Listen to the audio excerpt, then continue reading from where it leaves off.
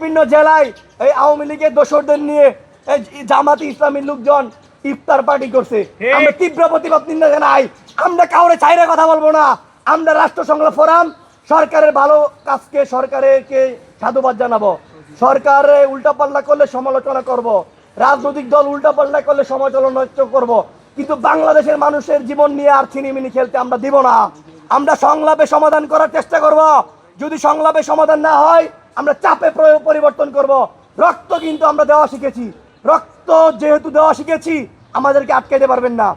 চায়ের ভিতরে মশা পড়লে চা ফেলে দেয় মানে, আর ঘির ভিতরে মশা পড়লে ঘি ফেলে মানে মশা ফেলে ঘিটা রাখে আর কি খাওয়ার জন্য। মানে হচ্ছে যদি বিএনপির পক্ষে থাকে একটা আইন বা বিএনপির পক্ষে একটা যদি কথা হয় তাহলে তাদের সেই সংবিধান হয়।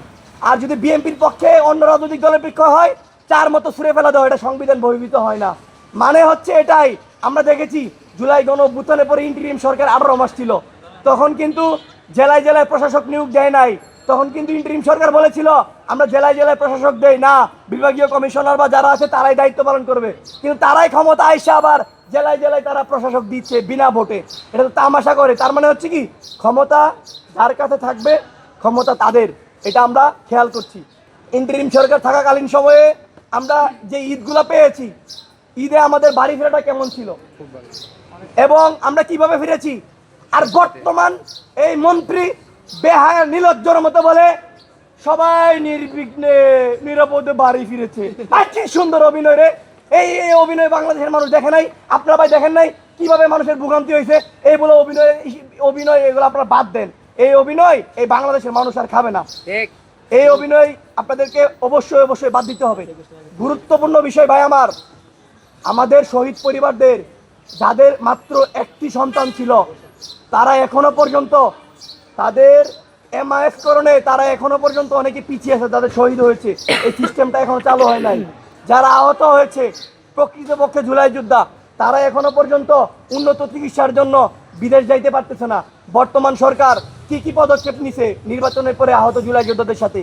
আমরা বলেছিলাম ঈদের পরবর্তীতে প্রেস ব্রিফিং আপনাদের সামনে যে জুলাই গণ অভ্যুত্থানে যে 2000 শহীদ আছে, শহীদ পরিবার আছে, এমআইএস যাদেরভুক্ত আছে 1400, তাদেরকে নিয়ে যেন জনাব তারেক রহমান একটা তাদের সাথে যেন একটু সংলাপ করেন, একসাথে যেন বসেন। কিন্তু জনাব তারেক রহমান কিন্তু তাদের সাথে বসেন না একসাথে সবগুলো শহীদ পরিবারকে তার কিন্তু এক করা উচিত ছিল, সে কিন্তু করে নাই। আরে ভাই, যাদের জন্য আপনারা তো এখন সবই কথায় কথায় আমরা দেখি মির্জা ফখরুল ইসলাম আলমগীর বলেছিল যে এই আন্দোলন আমাদের না, এটা ছাত্রদের আন্দোলন। 5ই আগস্টের আগে এই সালাউদ্দিন কোথায় ছিল এটা আমরা ভালো করে জানি। তাহলে তিনি কিভাবে বুঝবে যে আবেগ দিয়ে জুলাই আন্দোলন হয়েছিল কিনা? জুলাই আন্দোলন আবেগ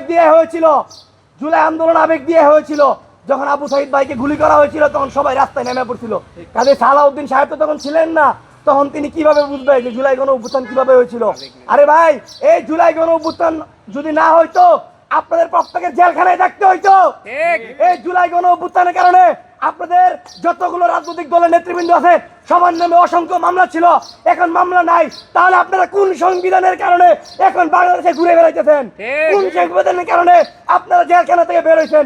আমরা জানতে চাই কোন সংবিধানের কারণে আপনারা প্রকাশ্যে এখন এমপি হয়েছেন? আপনারা জুলাই গণ অভ্যুত্থানের কারণে কিন্তু হয়েছেন, এটা আপনারা ভুলে যান না। কাজে জুলাই গণ অভ্যুত্থানের সংবিধান আপনাদের মানতে হবে।